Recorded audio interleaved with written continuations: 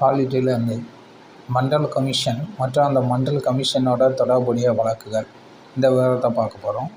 Mandal commission வந்து பார்த்திங்கன்னா 1 ஜனவரி 1979 அமைக்கப்பட்டது. யார் அமைச்சர்னு பார்த்திங்கன்னா அப்போ இருந்த ஜனதா அரசு மொரார்ஜி தேசாய் தான் அமைச்சார். யாரோட தலைமையில் அமைக்கப்பட்டதுன்னா பிபி மண்டல் தலைமையில் அமைக்கப்பட்டது. என்ன காரணத்துக்காக அமைக்கப்பட்டதுன்னு பார்த்திங்கன்னா சமூக ரீதியாக மற்றும் கல்வி ரீதியாக பின்தங்கியுள்ளவர்களுக்கு இடஒதுக்கீடு வழங்குறதுக்காக வந்து அமைக்கப்பட்டது தான் அந்த பிபி மண்டல் ஆணையம்னு சொல்கிறது. அப்போ அதோட அறிக்கை 1990 வந்து கொடுத்தாங்க. 27% இடஒதுக்கீடு வந்து கொடுக்க சொல்லியிருந்தாங்க.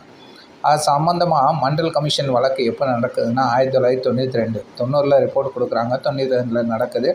இதை புகழ்பெற்ற என்ன சொல்லுவாங்கன்னா இந்திரா சவானி வழக்குன்னு சொல்லிட்டு குறிப்பிடுவாங்க இந்த இடஒதுக்கீடு சம்மந்தமான வழக்கை. இதில் என்ன சொல்லியிருப்பாங்கன்னா இந்த பொருளாதாரத்தை பின்தங்கிய 10% இடஒதுக்கீடு செல்லாதுன்னு குறிப்பிட்டிருப்பாங்க. அந்த 27